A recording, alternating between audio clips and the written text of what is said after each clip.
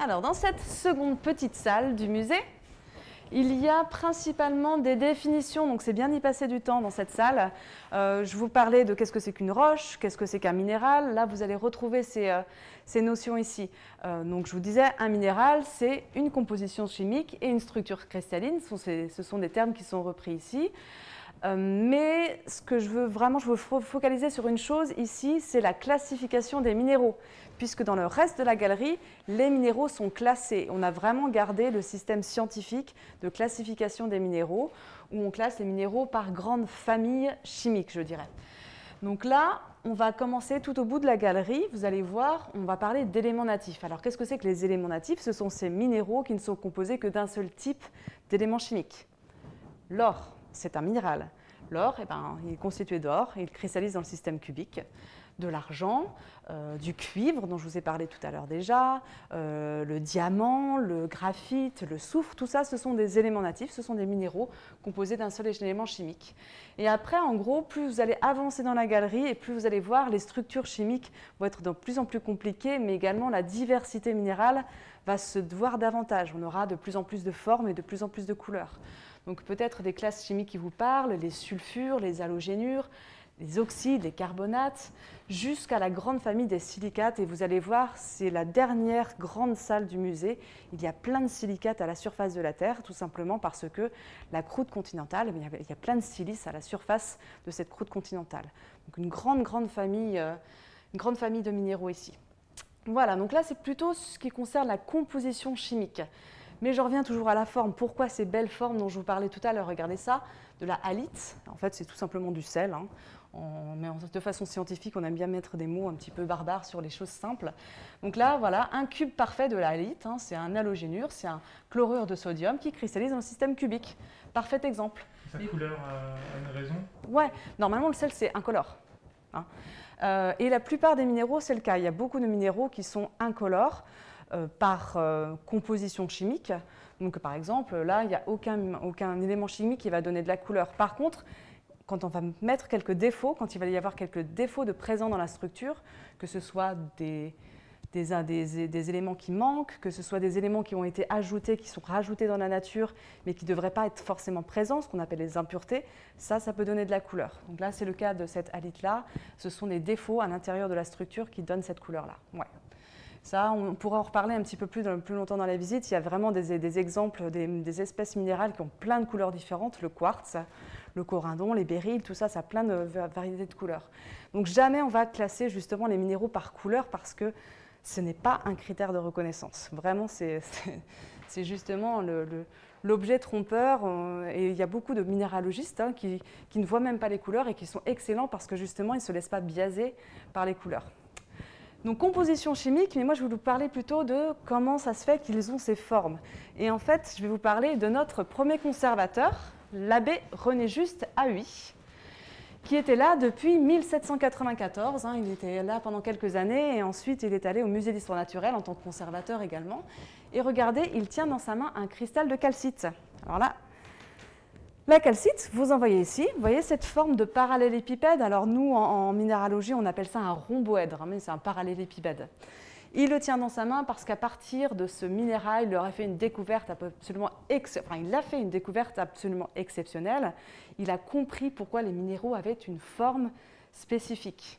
Alors la calcite, il étudiait par exemple ce cristal de calcite, mais en fait la calcite, ça peut avoir plein de formes différentes.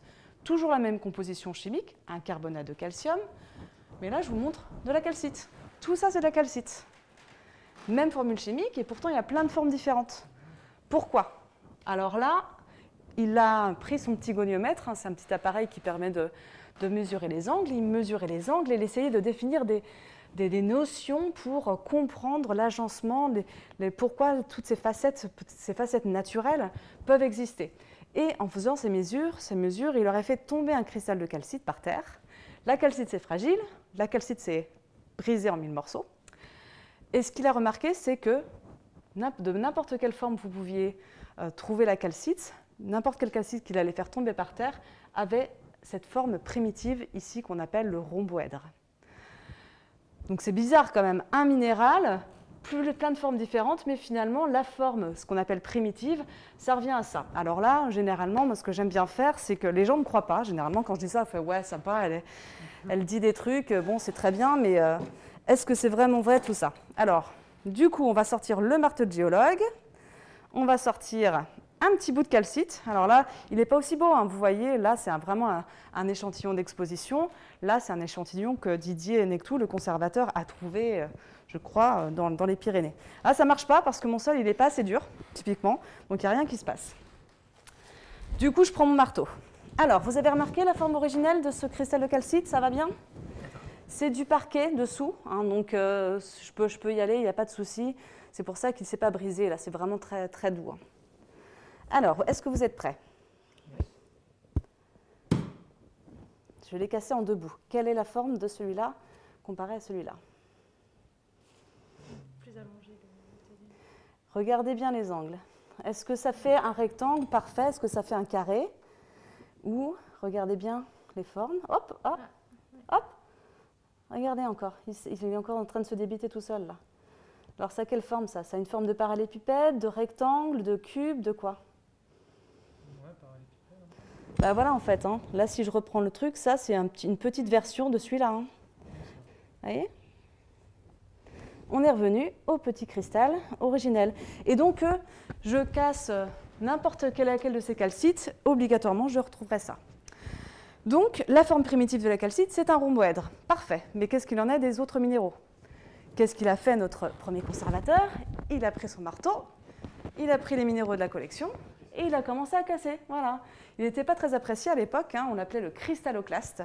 Toujours est-il que, quand même, grâce à lui, on a défini que les minéraux pouvaient se classer. Hein. Il n'y avait pas des dizaines, des centaines de façons, de formes primitives. Il y avait celles qui sont présentées ici. Maintenant, on aime parler de ces 7 formes cristallines qui vont du cube, du système cubique au système triclinique. Voilà. Donc là, le cube, hein, ça se voit très bien. Quadratique, on voit une base carrée. Là, le système hexagonal. Le rhomboèdre de la calcite, par exemple. Donc, dans toutes les...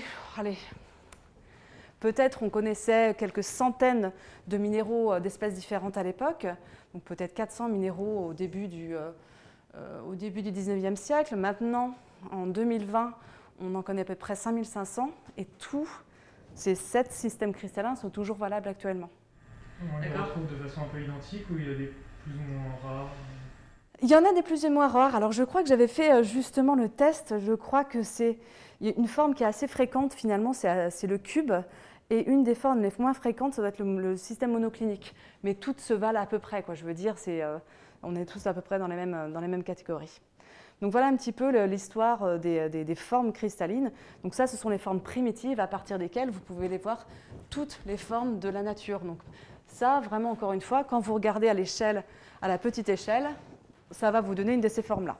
Donc très bien, maintenant vous voyez ce concept, on dirait un bloc. Maintenant on comprend bien que ces blocs, ce ne sont pas des blocs, mais plutôt que ce sont les éléments chimiques qui s'empilent à l'échelle atomique. D'accord ? Donc là typiquement par exemple cette fluorite, hein, là il y a marqué fluorite, la fluorite j'en ai une derrière. Voilà, c'est cube parfait de fluorite ici ou ici. Ce qui se passe, c'est qu'à l'échelle atomique, les atomes de fluor et de calcium s'empilent de façon cubique. Vous voyez le cube, ça va ? Voilà. Donc maintenant, on sait que ce sont des atomes et pas que ce sont des blocs ou ce qu'il appelait lui la molécule intégrante. Voilà, bah écoutez, après ce petit interlude scientifique purement, moi ce que j'aimerais bien vous parler, c'est d'un autre minéral qui s'appelle le diamant.